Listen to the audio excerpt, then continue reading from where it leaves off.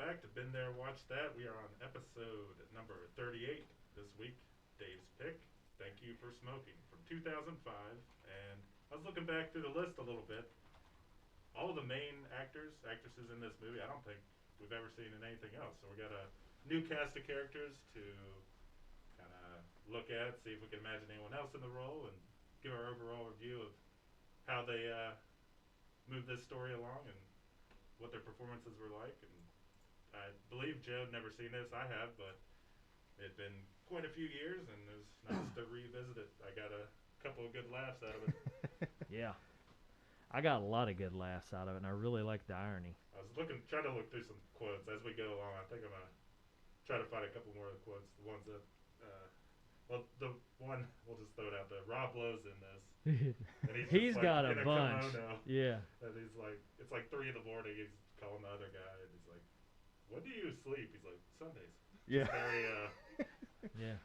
It's like, what are you doing up at 3 in the morning? He goes, well, it's 8 a.m. in Japan. You know what time it is in Tokyo right now? Yeah. The future. The It's future. like tomorrow at 4 p.m. Yeah. Joe, you want to give us the rundown? Yeah, I'll give you the casting call. And I have to say, Justin, you hit the nail on the head. We have a cast of characters here that I honestly... I went through the notes last night when I was making my notes going, surely we've seen this person in this movie before, because it feels like we've talked about several of these people, but literally none of them have... William H. Macy was the one that I was like, maybe he's been in something. Yeah, he was so. the one I looked up. I was like, surely I think we talked about him before, and Yeah. the best of my knowledge, we haven't. So you already mentioned Rob Lowe. Yeah. So he's known for he actually is Mr. Lowe is a repeat offender. Ah, okay.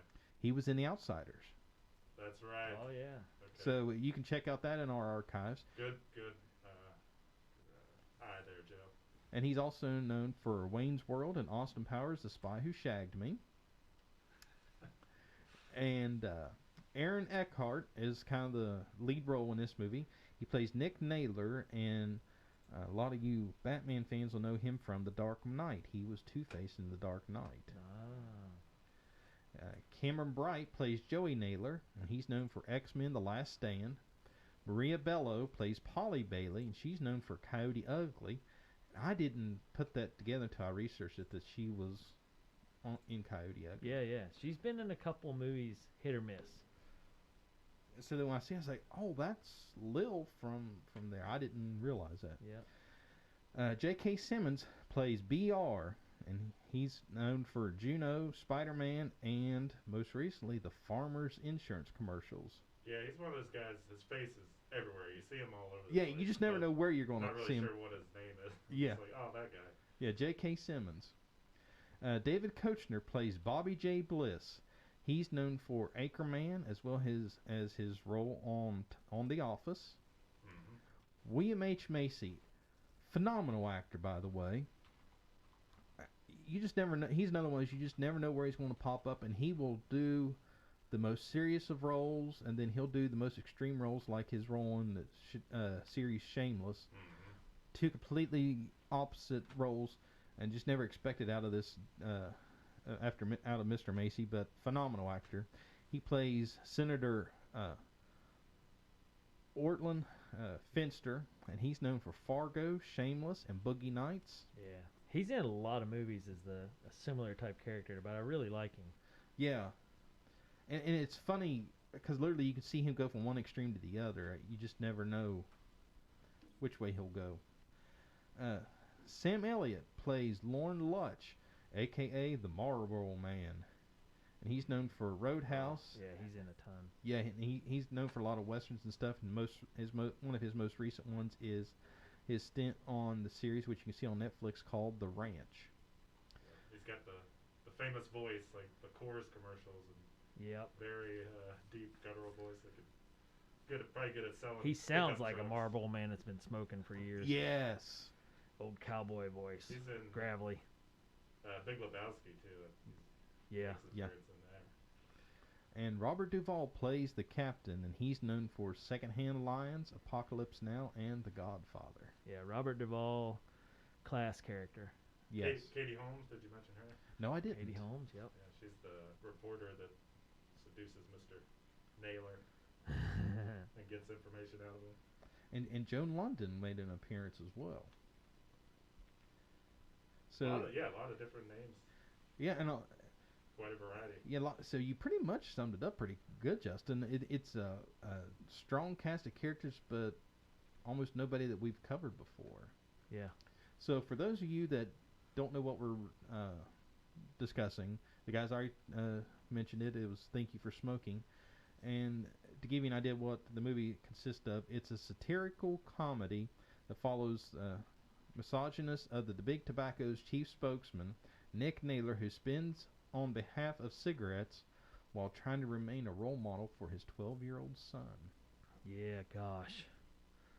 I thought that worked out pretty well as an element of the story, was him and his kid, like, kind of traveling around together, because the kid actually, like, when he goes to talk to the Marlboro man, basically try to bribe him with a suitcase full of cash. He comes out up front porch with a rifle pointed at him, but then his kid jumps out of the car, and he kind of serves. I don't know, he kind of helps the whole trip. Like, having the kid with him kind of gets his foot in the door a little bit better than if he had just showed up alone. And you see his kid kind of emulating his father, like becoming a little artist of spin too, trying to argue his way into getting what he wants. And that's his whole thing. He sits down with his kid. He's basically like, as long as you can argue it, it doesn't matter who's right or wrong. Like, you can never be wrong if you can argue the right way. Yeah. That's his whole thing. Yeah, is spinning things for Big Tobacco. He put such a spin on everything, and especially when he has that conversation with his son, he's just like, well, I don't have to be right if you're wrong. Mm-hmm. Yeah. The whole ice cream thing. Yeah. I was like, man, he broke it down into simple terms, and just, that's how people get beat up. Yeah. But it's how politics works now. When they was on the Joan London show, and she was... Yeah. And he spun as like, he wants you to die. Cancer boy. Yeah. I want you to live till you're 80 years old and join our product. And I'm going, whoa. Yeah. That's funny, because, like, right before the interview on that TV show starts, they kind of show each person with under their face, it's like saying the organization they're from, like the Lung Association or the... Yeah, American... And then it just says Cancer Boy. Yeah. Got a chuckle out of that. I have to say, when I first started watching it, until Nick's son enters the picture, I first thought it was almost a comedy documentary kind of deal, because it kind of pulls you in that direction. It's like, okay, I can actually see all this stuff happening. Yeah.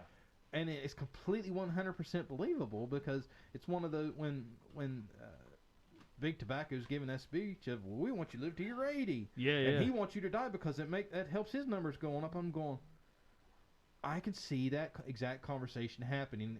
I bought in hook, line, and sinker. I was like, okay, this is based on a true story. It has to be. I mean, there's no possible way that they could have just did this out of just imagined all this. And that's the crazy part, to start the movie off going down that road, and I really liked how it was narrated, Cancer Boy.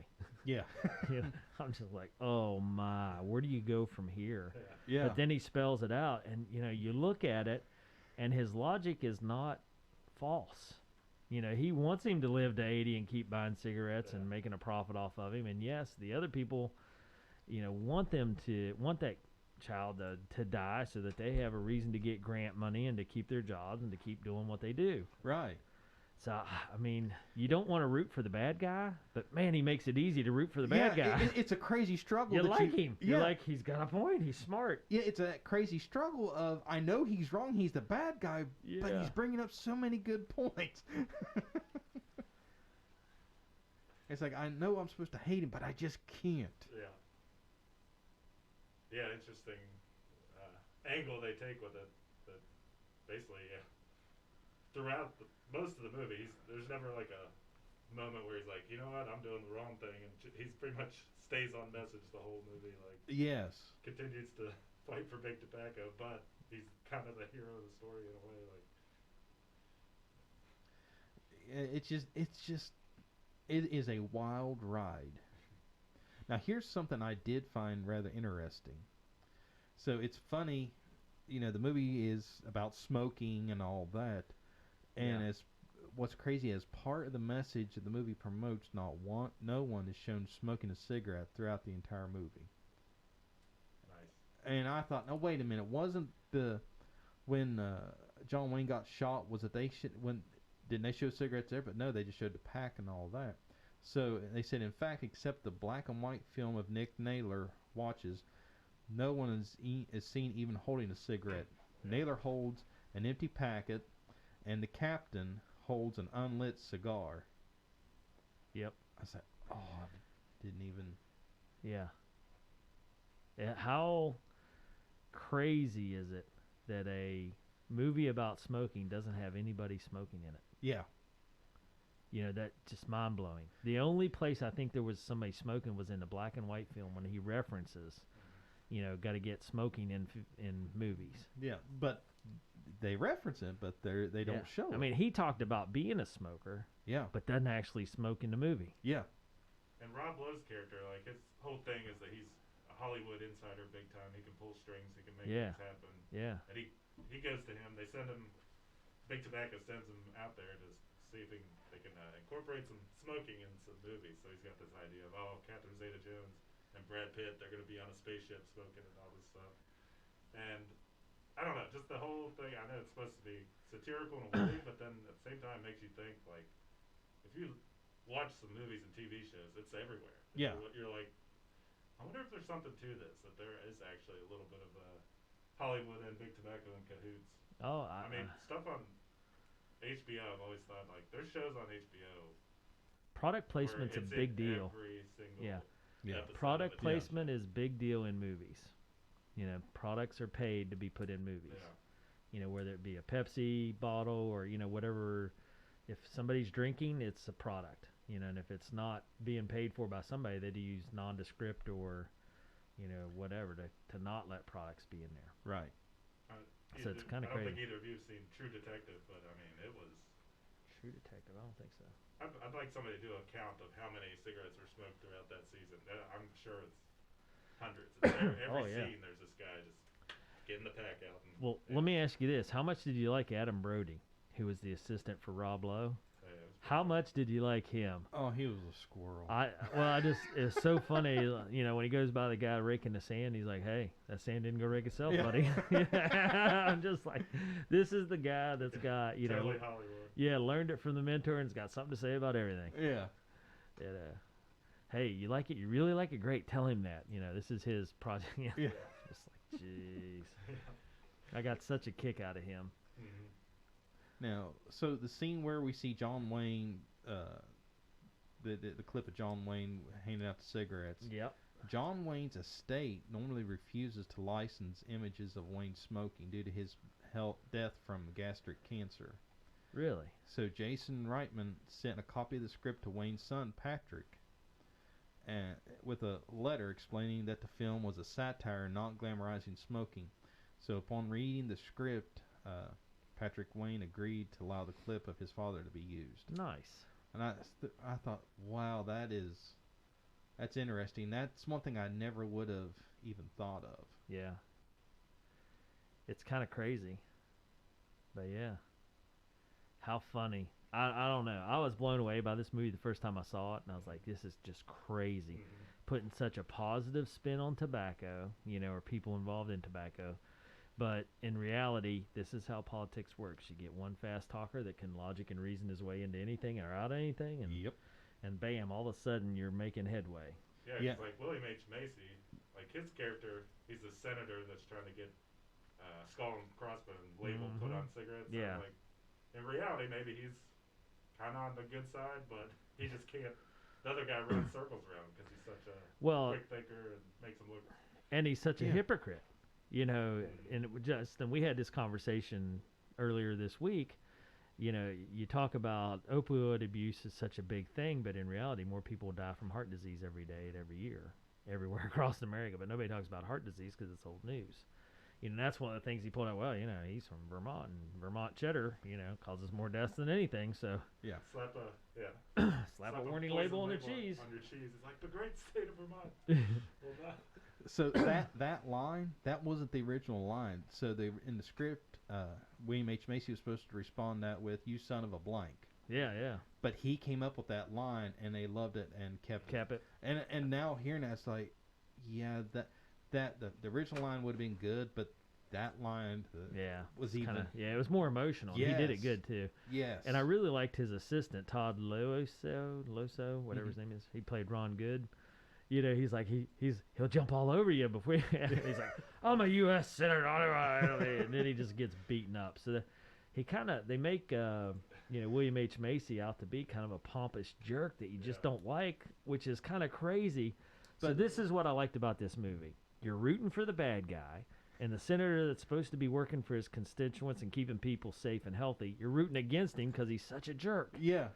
And it's just a whole turn. You know, even when he's in the classroom doing, dad, parent, whatever, career day, he's like, question authority. And the teacher's like, what? And he's like, what I'm saying is, if you want to try, you try it. Like, never mind. And the teacher's like, all right, thank you, get out of here. And he smiles, gives him a thumbs up, walks out. I'm like, and his kid puts his head down. He's like, I love the little confrontation he has with the little girl. Yeah. My mommy says smoking's bad. Is your mommy a doctor? No. Is your mommy a lung specialist? No. Is your mommy a researcher? No. Then your mommy doesn't know what she's talking about, then does she? And that little girl's going, Yeah. Kind of crazy, so. Well, he explains it to his son. He's like, his son's like, asking about his job. Like, so wait, you just go around and talk to people? Like, did you go to school for that? He's like, no, I just learned it. And he's like, so could anyone learn to do it? He's like, well, not really, son. You got to have moral flexibility or something. Yeah. Not everyone possesses the moral flexibility that I do. Which is kind of crazy. So I'm going to my old standby question. What's the most poignant scene in this movie for you? Ooh.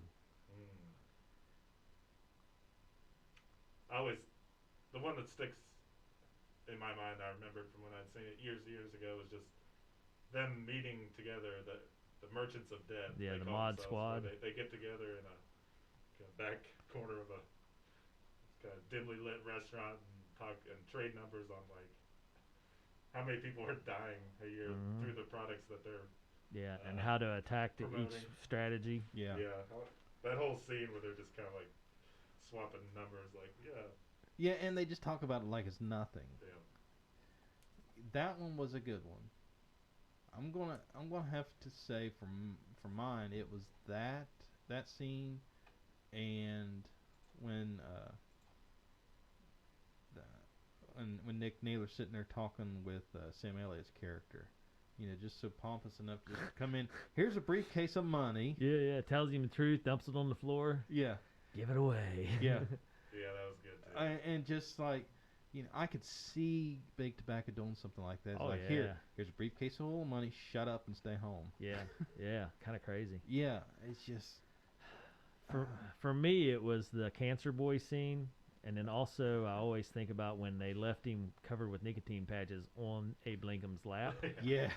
I'm just like those two visuals. Yeah. Are just crazy. But his logic with the cancer boy just seals it for me.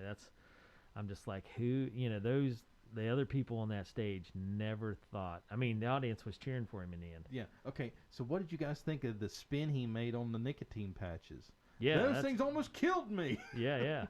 And the cigarettes helped save my life. Yeah. If it wasn't for the cigarettes, I would have died. Yeah. And I'm going, oh, wow. Yeah. Kind of crazy. And then the spin he put on the report out in the paper, he's like, at the very end, he got her back. He's like, in the throes of passion, this lady, female reporter, blah, blah, blah, and she drops her stuff in the middle of her office. I'm like, yep. How'd that work out for you? Yeah, you mess around with the spin artist, and it's going to get spun on you. Yeah.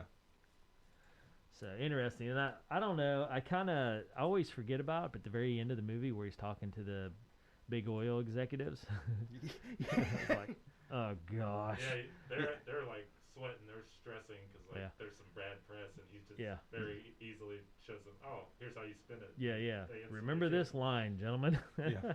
And they're all like, see, this is the guy. Yeah, this is why we're here. And I'm like, here comes the next movie. Thank you for big oil. Yeah. Well, and then you see the table expand at the end. They now have fast food, nuclear, and big oil all sitting there joining in. Yeah, they Oh, got yeah. the mod squad became more Yeah. prominent. Yeah. Brought in some new members. Yeah. Yeah. So, is there anybody in the cast you didn't like? Justin, I didn't notice you having a list, so I'll take that as a good sign. Oh yeah, no, nobody I didn't like. I wasn't crazy about his son. Yeah. I mean, his I was son just- doesn't look like him and doesn't look like the mom. Say he's on the fence, maybe. He did a good job acting, but he didn't look the part, I didn't think. Right. I kind of pictured like more of a slender, less European looking kid. I don't know. Maybe Yeah. that's just me, but I kind of thought, you know, Threw you off a little. a little. Yeah. Because the mom, you know, the kid doesn't look like either one of them in any manner. So let me. And it's mainly because of Aaron Eckhart got like kind of the butt chin going on, and the kid has a round face. So when I watched it this time, I was like, huh, that kid looks like he's British. He doesn't look like, you know, Aaron Eckhart at all. Right.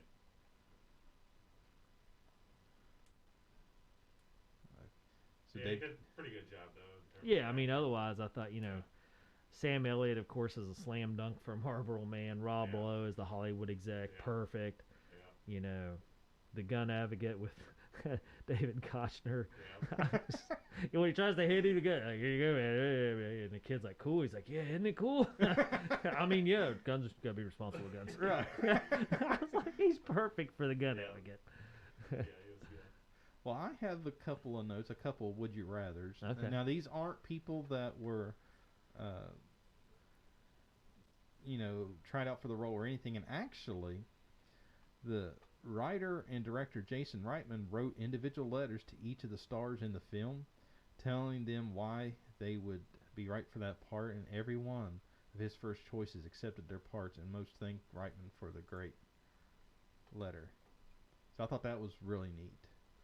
But as I was watching it, Cena and I was talking, and I took a couple of notes. So, the assistant, the mouthy assistant, what was his? Brody? Adam Brody. Okay. Would you rather see him or let me get the names here. Oh, there you go. What if we saw Jesse Eisenberg in that role? Maybe. Nah. Okay. What about Dave Franco? Maybe on that one. Maybe on that one. Maybe. Yeah. Maybe Dave Franco. I've had enough Dave Franco for a while. That's you read my mind. We saw him in the last Let couple, somebody else have the role. and I'm just kind of Said like, too much yeah. stuff. I mean, He was my least favorite character in Yeah. whatever that was, that business yeah, trip movie. Yeah, with with Vince Vaughn. yeah, Yeah, Unfinished Business. unfinished business. Yeah, that's true. He kind of covered the role there and had a big part in it. Huh. Okay, so one other would you rather. Sam Elliott's character, Lorne Lutch. Would you rather see him as the quote-unquote Marlboro Man, or what about Jake the Snake Roberts?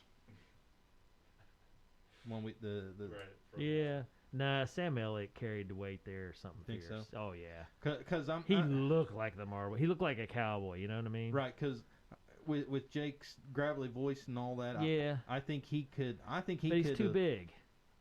You know, a cowboy's a small, skinny, wiry. Okay, yeah, he would have had to have really dropped a lot of weight. Okay, I'll buy into that.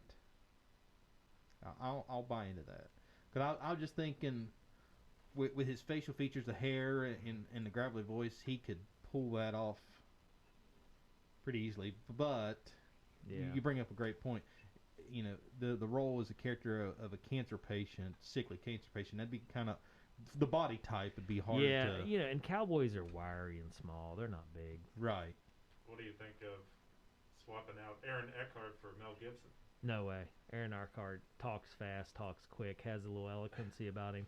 Mel Gibson's a knucklehead action figure. His production company. Freedom. He bought the rights, and initially Gibson saw himself as starring in the Nah, film. he doesn't have that persona. No way. Aaron Eckhart's kind of refined, where Mel Gibson's not. I mean, Mel Gibson's Lethal Weapon. Everything he does, I think, is based off of Lethal Weapon. Kind of crazy, bright blue eyes, kind of, handsome and rugged, but an action star. Right. It says, when they're trying to get it made and kind of shopping this whole script and story around, a lot of the studios wanted Nick Naylor to have a change of heart by the end and repent for his past. And they were pretty firm that no, he's going to stay the spin. Yeah, I mean, he spun it to his kid. You got to have moral flexibility, and I have it. Mm-hmm. Why would you change? And he's good at it. And when you're, got a future that's not very promising because he doesn't have, a background in anything but this, yeah, he's got to stay with his bread and butter. He told the Marvel man, because the Marvel man's like, what are you doing working for those a-holes? And he's like, it's the only thing I've ever been good at, sir, or something like that. Yeah. Yeah. I'm good at it, and I've never really been good at anything else. So Just trying to pay the mortgage. Yeah. Kind of crazy. Were you surprised when his son spun the mom so he could go to California? Nah. He's like, I saw that coming. how'd you negotiate? It wasn't a negotiation. Yeah. Well, I love how they're having that little banter in the living room, and his son asked his dad something, and he said, "Son, that's a negotiation. That'll get you nowhere." Yeah. And after watching this movie, I thought about my own kids, and they like to negotiate. Because that's how you defend whatever position. Usually people try to negotiate. Well, if not this, then why not that? Right. And yeah, you're right. That's a hard one to win. So, yeah. And we're watching the scene. He goes, "He should be a lawyer. The way he spins that stuff, she said he should be a lawyer." I was like, yeah, he would have been perfect. Elon Musk is the next executive producer on this. Yeah. Really? Interesting. So Christopher Nolan cast Aaron Eckhart as Harvey Dent in The Dark Knight after seeing this movie. Yeah, I don't know. I've never seen any of the Dark Knight ones, so I don't really know. David, it's great. I almost made it my pick. No way. I love You're that going to movie. make me watch The Dark Knight. It's a Batman movie. Very good. I've never seen any of the Batman movies, so, Okay, I know you brought this up before, and I didn't ask it then. Are you not into that superhero stuff? Or No, I just don't watch any of them. I never have, so I don't know. I don't have a background. Like, I couldn't tell. I know there's two different things. Marvel and DC? There you go. But Okay. I don't know the difference between them. I don't know any of it. Okay. I watched Captain America, Okay. Mm-hmm. and I watched Iron Man. The first Iron Man was great. Yeah, I liked Iron Man. So we do need to expose you to the Batman. I don't think we do. Justin, do we? I don't think so. Because you've seen him, right? Yeah. I thought Dark Knight was awesome. See? You're missing out, Dave. Is that Am I really? is Heath Ledger in that one? Yes. Is Yeah. he Robin? No, he's Joker. Heath Ledger's Joker? Yes. Oh my gosh. Kills it. So there's been two movies. See, that's what I don't like. And there's like multiple Batmans. There's Well, multiple Jokers. Like I saw the one with Joaquin Phoenix. Joaquin That wasn't a Batman movie. No, That- but it was about the Joker, right? I hated that movie. I just thought it was interesting because how it played out. Yeah. But I mean, but anyway, there's been multiple Jokers. Like I know Jim Carrey was a character in one of them. He and was the Penguin Riddler. was Danny DeVito was a He was- Penguin guy, yeah. and So there's been two Batman movies with Jokers. Heath Ledger was one. Jack Nicholson was the other. Huh. Knocks it out of the park. I don't get me wrong. I love Heath Ledger as a Joker, but I've watched Jack Nicholson as the original Joker, and both of them are highly ranked. Don't get me wrong, but yeah, but for me, if I have to pick one of the two, it's always Jack Nicholson. that's kind of crazy because Heath Ledger's young and Jack Nicholson's old. But at that time, for that, Yeah, Jack Nicholson was more the comic book right. Joker. Heath Ledger took just kind of a different creepy factor to it, but that was the whole point of that version of Batman, was a lot more, much more creepy value. But both phenomenal jobs, regardless. Interesting. So we may have to get you in on. I don't Batman. wanna. Yeah. Yeah, I'm no big fan of those type of movies, but the Batman ones are good, I think. All the superhero movies out there, I've probably seen 10% of them, if that. I'm with you on that one. I haven't Wonder seen Woman, I thought was, or not one Wonder Woman, is the Snyder's cut of, Avengers. I tried to watch that. I was like, this is so corny. I can't do it. Yeah, because I haven't watched very many of them, but I've watched a lot of the Batman movies. If things get too fantastical, I check out. You know, if it's like, I don't know, there's like 1,000 people shooting at Wonder Woman. She just was using like a sword or something to Yeah, if it just hit gets all the bullets. if it just ridiculous. gets dumb, yeah. So this is the Christian Bale Dark Knight. Yes. Oh man, have we done a Christian Bale movie at any point yet? I don't think we have. Pretty solid actor. Hmm. Thank you for smoking. Anything in this movie either of you weren't a fan of, or felt like did it slow down at any point, or was there elements of the story that could have been cut, or I don't know. hour and 32 minutes? It seemed, from my standpoint, and my short attention span, which is speaking volumes, I thought it flowed pretty smooth. What do you guys think? I liked it. I thought it went by fast and easy because it had just kept doubling up into the concepts of surprise after surprise. Yeah. You know. Dave, you should read the book and report back to us how it is. I didn't. One reviewer said the book had a fearlessness that the movie lacks. That was his critique. The book Really? goes it's a little grittier, maybe. I don't know. I don't know. This one was pretty. I never got that in the movie. I never got any inklings of Nick Naylor being fearful in anything. He would just, roll the dice and see where they land. So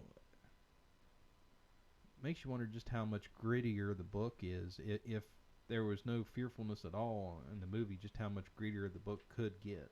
Yeah. And some of the negative reviews I'm seeing, it must be people that really love the book and then saw the movie and they're like, That's always the way it is, though. I mean, I read a lot of books and a lot of movies. I hate watching the movies after I read the book. Other than like Harry Potter, I thought Harry Potter did the best job. Yeah. But like The Hobbit and Lord that of the series, Rings. the movies didn't do it justice. The book's way better, especially The Hobbit. Yeah, I just saw in the headlines the Lord of the Rings guy. He sold his company for $1.6 billion. Wow. His like special effects company, the guy that was behind all the Lord of the Rings movies. Yeah, well. So, go ahead and give me full mop buckets again for my choice. It's okay. Any part of the movie I'm still hitting home runs. Don't worry. you didn't love, Dave?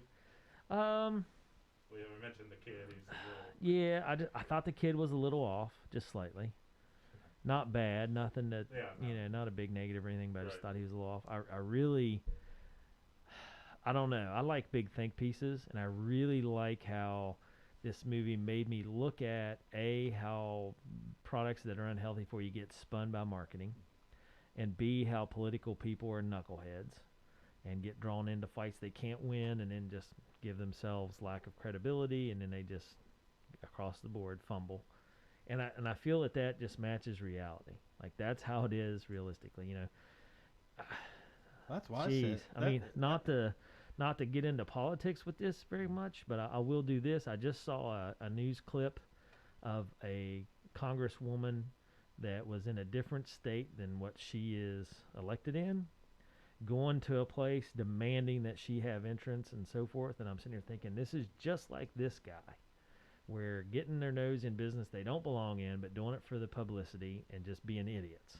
And saying, I tried, look what I tried to do. And that has nothing to do with what they should be doing. Exactly. Like he's a congressman from Vermont. Is smoking a big issue in Vermont? And personally, I've been to Vermont, and it is not. Vermont's a very healthy, clean state. And here's a guy fighting this battle for no reason. And it's one of those, if you're going to do that, you need a team perspective, not just trying to take a narrow focus. Not try to fight big tobacco by yourself. It's not going to work out. Well, and it's a good fight. Don't get me wrong. Tobacco is bad for you. Right. I just, you need more resources and just a smarter approach and less hypocrisy. Yeah. He's riddled with hypocrisy that makes him an easy target. Yeah. And and here he came across as the jerk. And I just hated that because that's. But that, and it's the reality of the situation. I He- mean, I just saw that news clip this week, and I was like, oh gosh, here we go. Yeah, he needed his own spin master. Yeah. Well, he just needs to fight a smarter fight. Yeah. You know, and it's the all or nothing approach. The same with gun rights or whatever. It's all or nothing. You're either gonna have these big scary crossbones or nothing. Yeah. So it's just a dumb fight across the board. But yeah, I don't. thought the kidnapping was maybe a little over the top, but the way it ended up with Well- him in Lincoln's lap was pretty funny. Yeah, I mean, But just imagine someone would actually go through with that. Seems a here's the little far-fetched. thing that I didn't buy in that. How did they get him on Lincoln's lap? Because I've been there as well, and it's really hard. You'd never get away with carrying someone like that. Well, and how would you do it without nobody seeing you? Because there's usually That's what I just mean. There's polluted all- with yeah. people. Tons of tourists there. That's a big tourist attraction. Yeah. It's hard to park anywhere, and to get close enough to carry someone in and set them up like that. Yeah, no, that wouldn't happen with all the For security. the listener, basically these guys throw them in a van and slap like 40 nicotine patches on yeah. them and basically cause them to almost go into a coma and die because they're. Who are these guys? We don't even know, but they're just people Yeah. that Okay, so think that he's like the devil and they wanted to mess with him. so I didn't miss anything. Cause I didn't know who those guys were. So They we never did- said. It Okay. was just Probably the same guy that called in. Yeah, it when was. he It was the same guy that on called the in and show threatening. and said, "Hey, just so you know, we're gonna kill you or something." Yeah, We're going yeah. to get you, yeah. So, but yeah, Because I thought I might have missed something there along No. the way. Yeah, who knows who those guys were, but Yeah, so that's how it works. I don't know. I thoroughly I could watch this movie again and again, and it wouldn't bother me. Just because of those funny little quips, the one-liners. The Rob Lowe's assistant guy. I chuckle at that every time. Hey man, that sand's not gonna wreck itself. Hey, yeah. So I just thought they did little side characters like that carried the movie through the dead spots. I still cannot wrap my head around that this is not based on A true story, I know. Yeah, I mean, That's the first thing I looked up after I watched this. I was like, "Hey, is any of this real?" Has to be. It's one of those you question and going. Yeah. It has to be. Yeah, Because until the son was introduced and you find out Yeah. that there's more to the story than just him Yeah. swinging tobacco, I'm going there. This is. I mean, and there's a couple of stories within. There's the journalism part with Katie Holmes, where journalists spin their own tales, how Yeah. they get information, and how But- that affects people. Yeah, they go to almost any means necessary Yeah. to get the story. Right. politics side of it. Yeah, the economics politics behind side of it, and then yeah. like the general and the whole, hey, this was created for this, and then really the American Tobacco Institute. Now that part is real. Yeah. The American Tobacco Institute, Tobacco studies or whatever. yeah, was an institute that where they did studies constantly to show that there was no link between tobacco and cancer, and it carried on for 20 years. That part is real. Yeah, they'll go in and be like, well, actually, the study we're finding is that it reduces your risk of Alzheimer's or something. Par- I'm kind of Parkinson's. making Parkinson's. Parkinson's, making yeah. that up, but trying Yeah, to find so- any sort of positive spin. So that's what got me about this movie was there's 5 or 6 different stories inside the main story. And Yeah. of course you got the relationship with his son, and dealing with his ex-wife and her new husband, that like their little confrontation on the lawn. Yeah. I'm his dad, you're just the guy sleeping with his mom. Yeah. Let's leave it at that, and walks away. And the poor guy's like, He's right. well, he is, but the dad Yeah. was trying to do the right thing, Yeah. or the The stepdad was Yeah. trying to do the right thing. Again, it's one of the situations. He's trying to do what's right, but yeah, he he's- spun it. yeah, Yeah. yeah. Well, So, Nick Naylor's character, a lot of times in his arguments, he comes back to it being about freedom, like freedom of choice. And yeah. in the very last, he's hauled in front of Congress, and Asked him what William he's H. gonna do. Macy's like, well, would you? What are you gonna tell him when he turns 18? Yeah, when your son turns 18, would you have a cigarette with him? And he basically says, if I basically trust him to make his own choices. Yeah, And, he says, "I'll buy him his first pack if that's what but he if wants." he wants to, I'll buy him See, his first bag. It's and- like, whoa. Yeah, I mean that's a poignant scene, but it goes back to our conversation prior to starting this show. You do your best to raise your kids and hope they make smart decisions, and that's just how it is. Right. Because if a kid's gonna smoke, if a kid's gonna rob people, they're gonna do it. Based off of whatever situation they're in. You got to be good parents. So I understood what he was saying, but I almost didn't believe it. But then again, it goes right back to they play the drunk driver card. Okay. Yeah. Do you sue General Motors because it was their car that killed somebody? Mhm. No. Nope. And it's one of those, you know, uh, you Yeah. want to hate him, but he brings Oh, up so gosh, many good yeah. points. And he does it with a little smirk and smile, but Yeah. not in a negative way, Well, like a little boy playing a game. It's kind of tongue in cheek, like, Yeah. I got you. Yeah, I got you. yeah. I got you, and you can't do it. Yep. So Well, I think the way they tackled this through satire was, for me, more entertaining than if this was like a serious drama. yeah, And it didn't have the comic spin to it, Well, and a little bit of over the top. I agree wholeheartedly. I don't. This was like, a very serious cast, and we're like, okay, we're portraying like some true story basically. And they kind of took liberties and had their fun with just going off the wall with stuff. Well, all honesty, like I said, I thought this was documentary. I don't think you could make it a drama because I could seriously think I think you could seriously see this kind of nonsense going on in real life to the point of if they tried to be right down serious and dramatic, it would Right. just come off as you just look at it and go, that's bull. There's no possible way that you could be this serious about it. Now the nonsensical stuff are going, yeah, that's politics. That again, we thought it plays off like a documentary and just Yeah. the way it's written. So it hats off to the whole crew on this movie. What would you say it was, Dave? 2005 this movie was released? I think so. Yeah. Yeah. Here it is, 2021, and it holds aged up. very well. Yeah. What do you think the budget was? Oh, I did not look. Yeah. We didn't go over the numbers. All right. Here, Hit the numbers, man. You guys both throw your guesses out. 35 million. Dave? I'm trying to think. They didn't have any special effects or anything like that. But they had a heavy head in cast. They did have a pretty big. Wow, I don't know though. Maybe they didn't get big paydays. I mean, Robert Duvall might.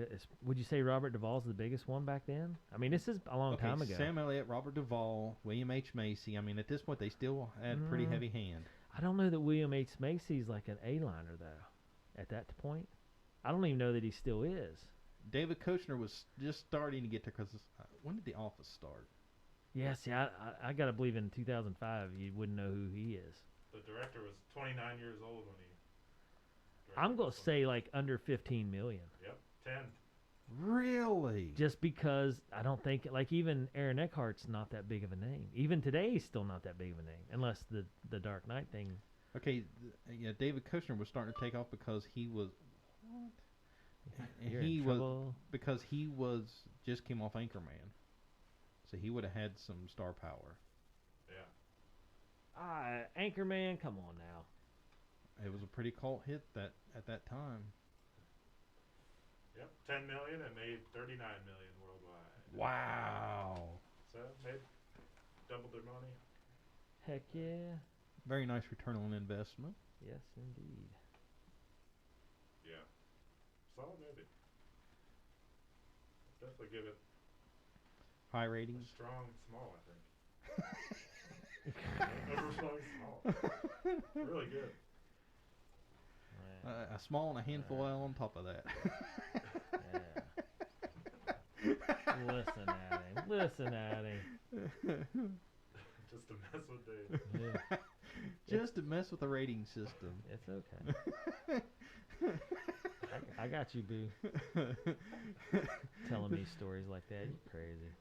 Justin and I are on the same wavelength of, we're just one of these people, we just like to strike a match just to watch stuff burn. I'll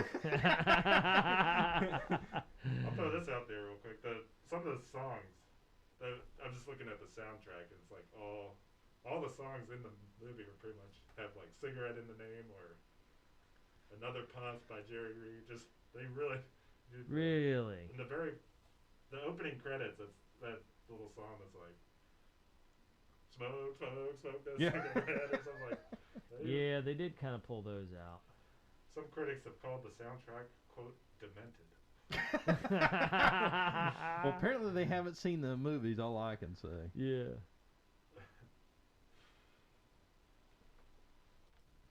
I didn't really even notice, music throughout the movie much, but that opening one was definitely. Yeah, it had a peppy little soundtrack. Yeah.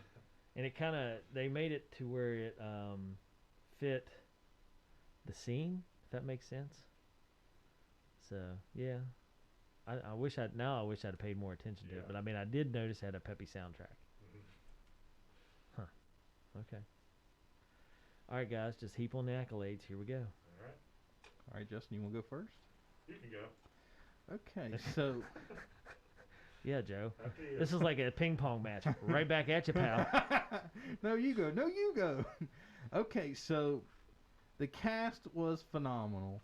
Very entertained all the way through. Just can't say enough good about it. Again, they can claim all they want as satire, but I'm saying there was some documentarian aspects of it. There's some real life stuff going on. Yeah. So overall, I have to give it a very strong large. Yeah, I'm with you. Same. I don't think it's mop bucket necessarily. It's nothing that just like blew my hair back. Right. But man, what a solid movie. And it's one of those movies. It's so good. I don't think there's anything they could have changed to make it any better. Yeah. I mean, it's one of those. I can't justify giving it a mop bucket because those are just kind of just a very few. Yeah. But it's one of those. What was Cena's take? She was entertained. She just couldn't believe it. That's either. how it really. Yeah. But it's one of those. It's just so well done that it deserves a large, no problems. Yeah. But I'd almost say overflowing large for me, just based on when I think about it. You think of Adam Brody, Rob Lowe's assistant. How do you make a walk through a building to a guy's office interesting? You throw in a knucklehead like that that entertains you along that walk. Yeah. They kind of like thought of all the little things, Yeah. So to me, that kind of like it pushes kind of builds up to like.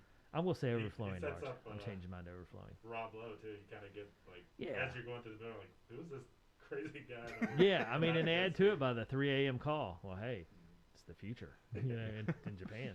Yeah. So those kind of one-liners, and and the same thing with Ron Goody, the assistant to the congressman. He played that was perfect. He's kind of like that guy that's trying hard, means well, but And then having William H. Macy wearing around Birkenstocks. Yeah, it's just like, they hit home runs left and right with all the little things. So I'm changing mine to overflowing large. Okay. You talked me into it, Joe. I'm on board. I'm overflowing as well. Overflowing small. I mean large. Overflowing large for me. This is just had it's a unique movie, and the way that, like you mentioned, Joe, we're kind of rooting for this guy while at the same time bad guy. he's just out there causing so much chaos, harm in the world, and if you really step back and look at it, but it's entertaining, and just the way they use satire in this movie allowed them to do that, to have like this character that you want to go along the ride with, but at the same time pretty questionable. Flexible. Moral flexibility. Yep. Okay. All right, well, Joe, you ready are you going to give us your pick this week? I am. I'm going to string you guys along here a little bit first. All right, play it out for us. So I'm going to go back a couple of decades. Hold on, I'm going to back up just a little bit and say that, it's not easy hitting home runs every time, but I'm really kind of falling into my groove. I'm just telling you. Well, my next couple of picks are going to be right. This up groove there. here lately. We've been on a good groove. Yeah, I started it with the Shawshank Redemption, and then with our fan pick and Justin's pick, and now your pick this week. Yeah. I'm going to no pressure or nothing with your pick. Yeah, Joe. I know. No pressure at all. So I'm going with one that I feel pretty confident that will be very highly rated. Yeah. Okay. So and I don't remember if you guys have seen this one or not, but so it'll be interesting either way. Here's the interesting part to me. Okay. The first one of us that really picks a dumper is getting it big time. Oh, even if you at this point, if you pick a medium, it's going to be rough. Yeah. Who's going to break this? Who's going to break this streak first? Yeah. It's kind of like Moneyball. You got the streak going. Which one of you's going to make an error? Well, you know what the easy part is, right? Pick a dumper on a fan pick, and we can all dump and be okay. Oh, that's cheating. No way. No way. Hey, I'm spinning it. Yes, you are. You've learned from this movie. There you go. Okay, sorry. You're going back a couple of decades. Yeah. Hold on. Let me count backwards here. Do you mean as in... From 2005. I'm going to go back almost 2 decades. So 2 decades. Yeah. Wow. 90s? You know, Joe, it's hard to believe 2 decades is the 2000s.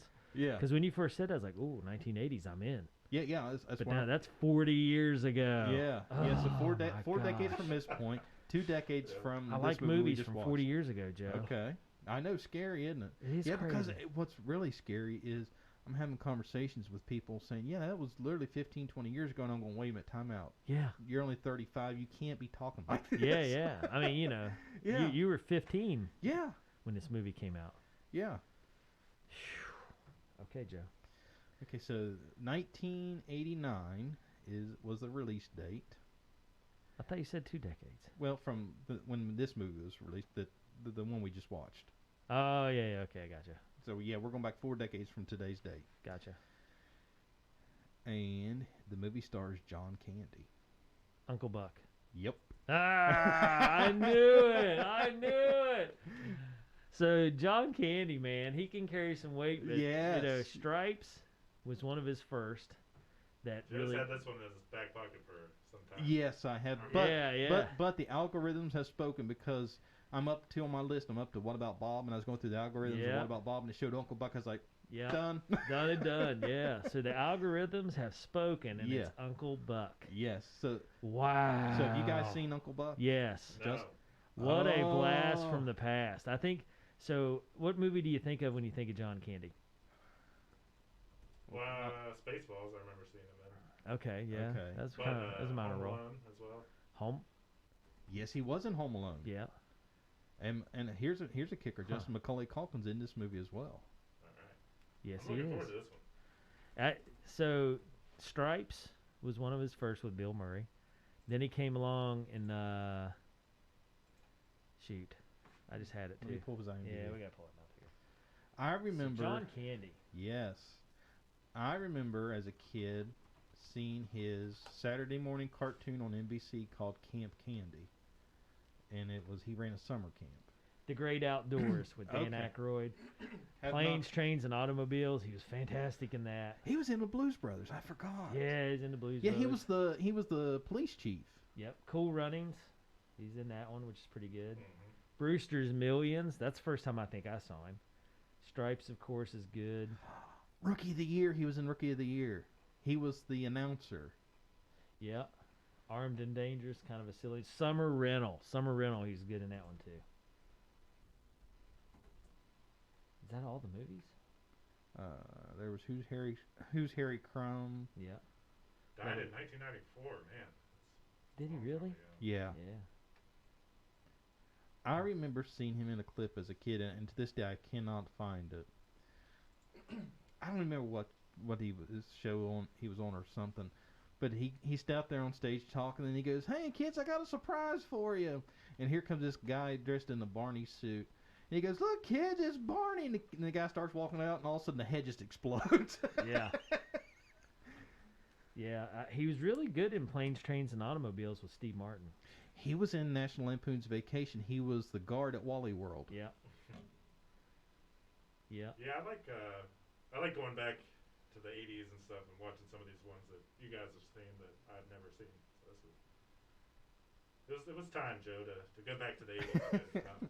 Dude, I Well, like the 80s. I like the 80s a lot. I'm anxious to see. I'm hoping that this one. Okay.